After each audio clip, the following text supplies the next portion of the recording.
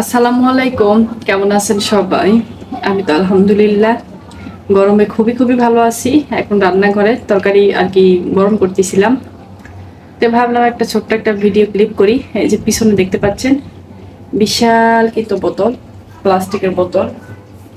এই বোতলগুলাই কিন্তু পরিষ্কার করবো আর কি, এই কারণে এখানে ভিজে রাখছি।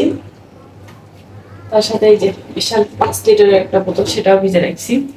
কারণ আমার বোতল পরিষ্কার করতেই হবে, কারণ যখন বাড়িতে যাই তখন কিন্তু বোতল এর কাছে ওর কাছে চাইতে চাইতে সবাই বোতল দিতে দিতে এক পর্যায়ে বলেই ফেলে, আমার কাছে আর বোতল নেই, তোমাকে না বোতল দিয়েছিলাম গতবারে। তো সেই কথাটা যেন না শুনতে হয়, এই কারণে এবার বোতল পরিষ্কার করার কাজে আমি নিয়োজিত হয়েছি। অনেকগুলো পরিষ্কারও করছি, তার সাথে তরকারিটাও গরম করলাম। আর প্রচন্ড রোদ, এই রোদে আমার যানজীবন বের হয়ে যাওয়া অবস্থা। তো সবার কি অবস্থা, কে কোথা থেকে আমার ভিডিও দেখেন একটু কমেন্ট করে জানাবেন। আর কে কেমন আছেন এই রোদে অবশ্যই সেটাও জানাবেন। আমার অবস্থা তো দেখিয়ে দিলাম, বোতলের মতো এখন পরিষ্কার করব, এই হচ্ছে কথা। রোদের তাপ অনেক, কারণ এই রোদ নিয়ে কোনো কিছু আর বলার ইচ্ছা নেই আমার।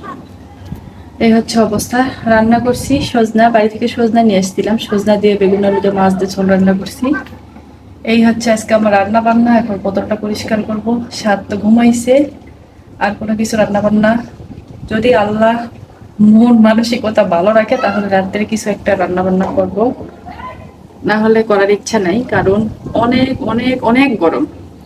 আমি সিলিং ফ্যানটা এমনকি বন্ধ করে রেখে ছোট যে একটা ফ্যান আছে সেই ফ্যানটা চালাচ্ছি, কারণ সিলিং ফ্যান যখনই দিচ্ছি তখনই গরম তাপটা ছাদ থেকে যে তাপ পড়তেছে সেই তাপটা পড়তেছে, অসহ্য যন্ত্রণাকর একটা অবস্থা।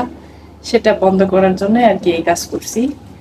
তাই গরমে যারা আর কি থাকে টপ ফ্লোরে, প্রত্যেকটা বিল্ডিং এ তো অবশ্যই টপ ফ্লোরে কেউ না কেউ আমার মতো বান্দা অথবা বান্দিরা থাকেন। তারা কিভাবে থাকেন, কিভাবে ম্যানেজ করেন গরমকে, সেটা অবশ্যই একটু আমাকে জানাবেন। গরমে আমার নাজাহাল অবস্থা, তার সাথে আমার ছোট বাচ্চাটারও নাজাহাল অবস্থা, কারণ সে গরমে খাইতে চাচ্ছে না। সে খালি পানি, এক নলা ভাত দিচ্ছি 3 বার সে পানি খাচ্ছে, সে কোনো কিছু খাইতে চাচ্ছে না। গরমে খুবই খারাপ অবস্থা। তো ভাবতেছি কি করা যায়, গরম তো লাগবেই, এটাই হচ্ছে স্বাভাবিক। জীবন তো কখনো থেমে থাকবে না, গরম সেরকম কি থেমে থাকার জিনিস কখনোই কিন্তু না। তো যাই হোক, ওই যে দেখতে পাচ্ছেন অবশেষে কিন্তু আমি একটা রাইস কুকারও দুঃখে দুঃখে কিনে ফেলছি। কারণ রাইস কুকার তো আমার নষ্ট হয়ে গেছিল, অবশেষে রাইস কুকার কিনে ফেললাম, ওয়ালটন থেকে কিনছি। তো যাই হোক, এগুলো আর কি দেখানোর মতো কোনো কিছুই নাই। যাই হোক, সবকিছু মিলে গরমে কে কেমন আছেন, কে কিভাবে গরমকে হ্যান্ডেল করতেছেন, সেটা হচ্ছে আজকে আমাকে কমেন্ট করে জানাবেন।